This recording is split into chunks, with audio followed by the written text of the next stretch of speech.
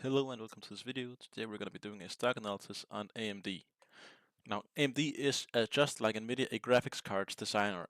It's quite a lot smaller than Nvidia also because they are not that big in the AI space. They are trying to get there but not quite yet.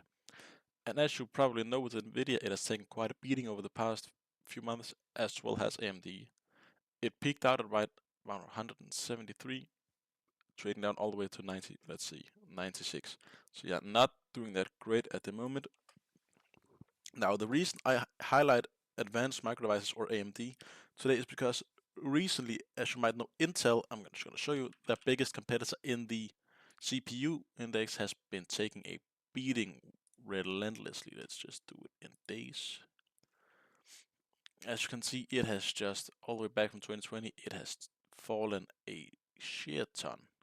So that is why I personally like AMD, also because they have a deal with Intel that no company can purchase the entire company because of the technology behind has been developed by AMD and Intel together. So there is a clause in their contract that no company besides each other can purchase the other one. Back in the day, Intel made this decision because Intel was quite a lot better, but recently, if you're in the gaming space, you might know that Intel has taken quite the beating on the performance and just overall value. Here AMD is increasing quite a lot, so their CPUs is much better than the CPUs of Intel. And for the gaming space, AMD has also been a lot better than Nvidia recently because Nvidia is focusing more on the AI stuff. So that is the upside of AMD. They're of course also focusing on the AI, but they're just so far behind Nvidia that at this point it really doesn't make sense to compare them because they're just in way two different weight classes. And as you can see, the market cap of AMD is 156, and they're one of the biggest. Their biggest competitors in the GPU, Nvidia, is 2.6 trillion. So like, therefore, I won't compare them because it really doesn't make that much sense at the moment.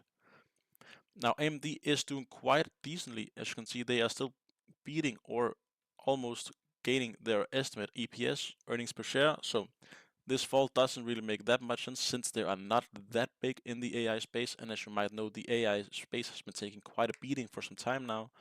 So yeah, still not making a lot of sense. So I think it's gonna be an interesting opportunity. As you can see, of course, we did have this death cross right here at around, what is that, around $156, and it's fallen 50, and it hasn't made a golden cross since. So the technicals here is a sell by far, or a hold. If you have it, I would hold them. But I'm gonna wait and see if they can tank some more, and the second a golden cross appears in this stock, I am gonna buy in with everything I got.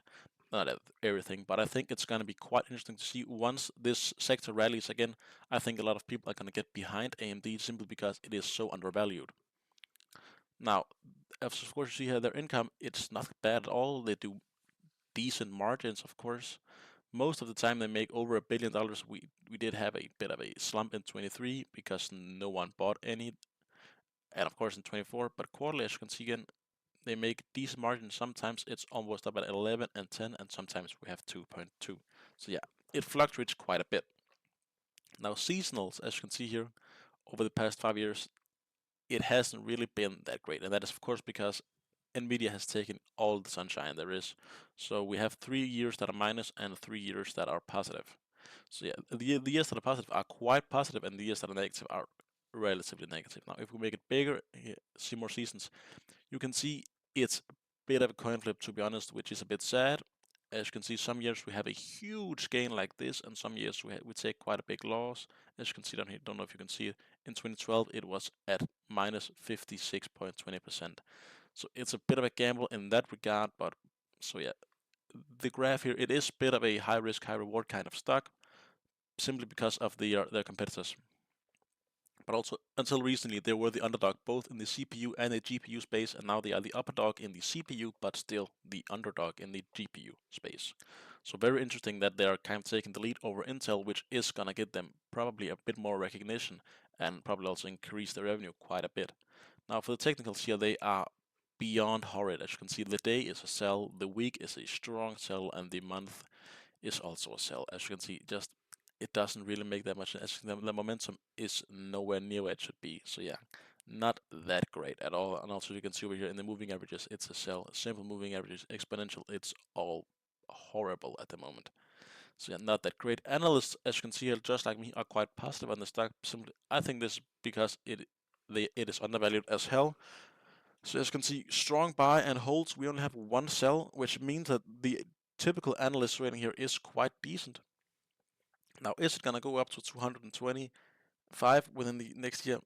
I don't think it is. I think it's more likely to go to 146 as the average price target is. I do think, however, it's only gonna get there if the general consensus behind the GPU and the AI wave takes a bit of a turn, because otherwise we might even see a tank below. It would not be unreasonable for me to see this tank all the way down to 70 bucks, to be honest, before it turns. Simply also because at the moment there is quite a large gap between the 50-day moving average and the 200-day moving average. So the momentum at this time is still downwards going. As you can, we did of course have these past 2 positive days, but at the moment that doesn't really say that much compared to previous track records. We still see some spikes up, of course, but overall it's just negative at the moment.